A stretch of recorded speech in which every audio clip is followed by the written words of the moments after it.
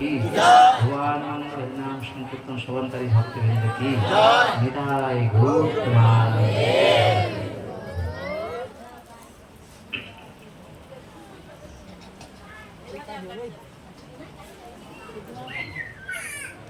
তাহলে আমরা সেই সবরী মায়ের প্রতীক্ষার কথা শ্রবণ করছি। প্রভু রামচন্দ্রের জন্য প্রতীক্ষা করছে, প্রভু কবে আসবে কৃপা করুণা করার জন্য।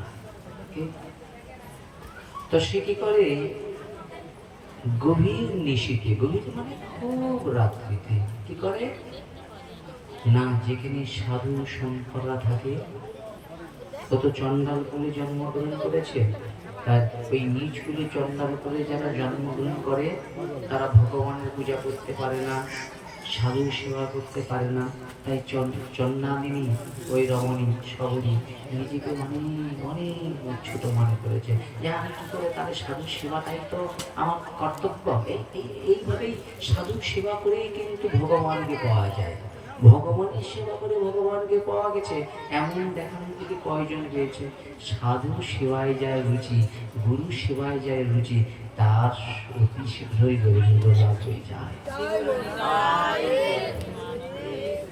সবরী মনে মনে চিন্তা করলেন, আজ এই নিশীতে ওই ঋষিদের যে যজ্ঞ করছে ওই যজ্ঞে কাষ্ঠ সংগ্রহ করবেন, কিন্তু ওই ঋষিরা যেন জানতে না পারে। বুঝেছে? সবরী কি করেছেন, চুপিয়ে চুপিয়ে সেই কাষ্ঠগুলোকে সংগ্রহ করে আশ্রমে গিয়ে সাধু সেবা করেছে।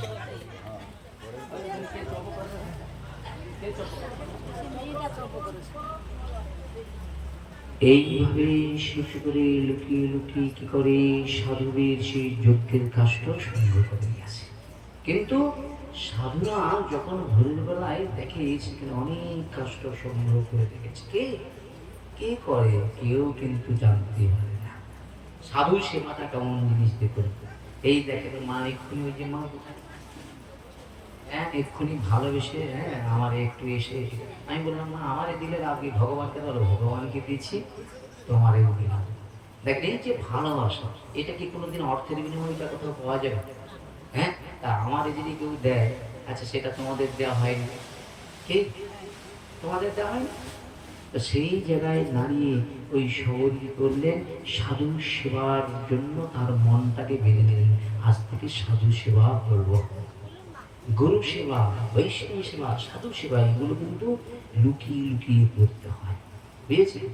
সেই লুকিয়ে লুকিয়ে করলেন, কারণ নিজেকে খুব হীন মনে করতেন, ছোট মনে করতেন, আর এমনভাবে সাধু সেবা করতেন কখনো তার হৃদয়ে যেন অহংকার এসে যায়, এই সাধু বাবা আমি এইটা আপনার জন্য করেছি, আমরা কিছু করলে আমরা এই দেখুন, এই দেখো আমাদের ঘরে যোগ্যতা করেছি আর এতজনকে খাইয়েছি, আমি খাইয়েছি। বুঝেছে? একটু অহংকার এসে যায়। তো সবরী যাতে না ওই অহংকার আসে, নিজে নিজ কুলে জন্মগ্রহণ করে নিজেকে অধম মনে করে, তিনি মনে করে আমি মানে সব থেকে নিম্নতরে, আমার থেকে নিজ অধম কেউ নাই। তাই তিনি কি করলেন না, ওই সাধু সেবা করবার জন্য কষ্ট সংগ্রহ করে সাধুদের আশ্রমে রেখে যায়। বুঝেছে?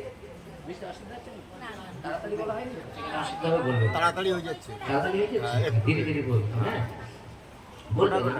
বলা যায় তো, এই যন্ত্রের মধ্যে ভগবান আছে, যেমন ঠেলে দিতে পারবে ঠেলা হয়েছে। মধ্যরাত্রিতে নীরবে এসে সেই যেই জায়গায় সাধুরা থাকে সেখানে খুব সুন্দর করে কি করে, ওই যে মায়েরা কি করে ঘুম থেকে ভোরের বেলা উঠে বাসি কাজ করে না, দিয়ে কি করে লাতা দেয় না, সাধুরা যেখানে যজ্ঞাদি করে সে সুন্দর করে পরিষ্কার করে একবারে, যাতে যজ্ঞটায় গেলে যেন প্রীতিশ্বর যজ্ঞ করা যায়। দেখেন এই যে এখানে যে যজ্ঞটা আছে এর জন্য এই জায়গাটাকে সুন্দর করার জন্য এখানটা পরিষ্কার করতে হয়েছে, প্যান্ডেল করতে হয়েছে, বৈষ্ণবদের যাতে না কষ্ট হয় পাখার ব্যবস্থা রয়েছে। এত আরামে কিন্তু পরীক্ষিতের বেলায় কিন্তু এত আরাম ছিল না, তবুও দেখেন মাথার উপরে এত সব ব্যবস্থা, এত পাখা সবকিছু, তবুও কিন্তু মানুষের ভিতরে প্রেম বাসনা ভক্তি বলে আরাম পেয়েছে। এখানে বিষয় বলাও যাবে না, বলা মহাপাপ, বলা যাবে, বলা যাবে না, বুঝছি। এই দেখেন শুনুন, ঘুম কিন্তু আপনার কাছে এসে যেতে পারে, কারণ এত সুন্দর আরাম আছে না, কিন্তু ঘুম আসবে না যদি আপনার মনটা শোনাতে থাকে। তাই এইভাবে কি করে সে লিপন করে যোগ্য বিধি, হ্যাঁ, আশ্রম প্রক্ষালন করে, মানে যেখানে যোগ্যের জায়গাটা দেখেন, এই যে আপনারা আসছেন ভাগবত শুনতে, আচ্ছা আপনাদের মনে হয় না যে এই যোগ্যটাকে এই জায়গাটায় ভাগবত দেবে, আচ্ছা এইটা এই সুন্দর করে এটা সাজাবো, তারপরে এখানটা সুন্দর করে গুরুদেবের ছবি রাখবো, এখানটা জলের বোতলটা থাকবে, যিনি পাঠ করবে তার একটা জলের বোতল আছে কিনা, এখানটা কীরকম করে সুন্দর করে একটা বেশ ভালো সুগন্ধি ধূপ জ্বালবো, ঠিক আছে, একটু ওখানে বেশ ফল টল রাখবো, সেই ফল তুলসী দিয়ে প্রসাদ হবে, হাত বা কাঠের শেষে সেগুলো সবার হাতে দেওয়া হবে, এরকম ইচ্ছে দেখেন জাগে একটা, কেউ যদি করে দেয় আমি একটু, তাহলে কি লাভ হলো, সেটা পূর্ণ মানবে। ধরুন যদি কেউ করে রাখে, আমি যদি নেই, তার আমি পূর্ণ তো তার হয়ে গেল। আর যদি মনে করেন যে আমি এটা করবো কিভাবে, বলে আমাকে বাজার থেকে কিনতে হবে না, ভগবানের যে বৃক্ষ আদি আছে আপনার গৃহ মন্দিরে, গাছে দুটো পেয়ারা পেকেছে, সে দুটো পেয়ারা নিয়ে গেল। আপনার বাড়িতে একটু ভালো পিঠা আছে, পেকে গিয়েছে, আপনি একটা নিয়ে আসলেন। কেউ 50 গ্রাম বাতাসে নিলেন, সব এক জায়গায় খালি করুন, আগামী দিন দেখবেন যতজন বসেছেন সবাইকে প্রসাদ দিয়ে, কিন্তু প্রসাদ কম করবে না। সবাই যদি আগামী দিন সংকল্প করে যান, আমার ঘরে পেয়ারা গাছে আমি 5টা পেয়ারা নিয়ে আসবো, উনি বললো আমার ঘরে পিঠা আছে আমি 2টো নিয়ে আসবো, পাকা পিঠা আছে, কিন্তু জোট নয়। আমি বলি না যে প্রতি দিয়ে আপনাদের বলে দেবো আপনারা আমাদের এখানে এত সব নিয়ে আসেন, নিয়ে আসাটা আপনার ব্যাপার। আর এখানে যোগ্য হচ্ছে কেউ যদি বলে আমি 5 কিলো চাল এখানে নিয়ে আসে, সেটা তার ব্যক্তিগত ব্যাপার, আমি বলবো না। কেন আমি বললে আপনারা বলবেন পাঠককে মনে হয় এই কমিটি শিখিয়ে রেখেছে, ওই জন্য আমাদের চাল নিয়ে আসতে বলছে, আর যাবো না। ওই চালটা ওখানে দেবো কেন, ওইটা ঘরে ফুটিয়ে আমার ছেলে পুত্র পরিজন খাবে, বলে হ্যাঁ ওটা খাবে, কিন্তু প্রসাদ হবে না। ওই চাল দ্বারা সাধু সেবা হবে, তাহলে ওর দ্বারা আপনার পূর্ণ হবে, কিন্তু ওই 5 জনের চালটা আপনি এখানে এনে ওদের ঘাট ধরে নিয়ে আসুন, এরা প্রসাদ দিয়ে দেখবেন আপনার ভজনে সাহায্য করবেন। তাই করবেন, আগামী দিন সবাই নিয়ে আসবেন তো নাকি? যে হাত আছে রে বাবা, 2জন 4জন যদি দিলে না, আমি ছাপা পড়ে যাবো।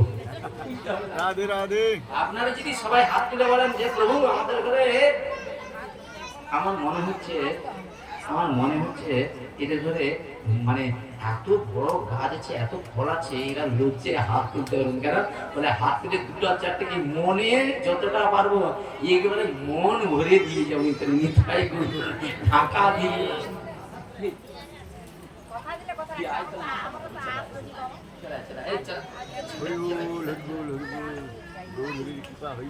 সেই জায়গায় দাঁড়িয়ে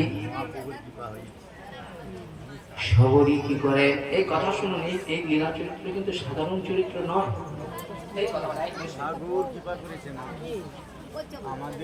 আবার গজ গজ করে কথা রাধে রাধে। ড্রাইভারের পাশে যদি হেল্পার ঘুমায়, ড্রাইভার গাড়ি চালাতে পারবে?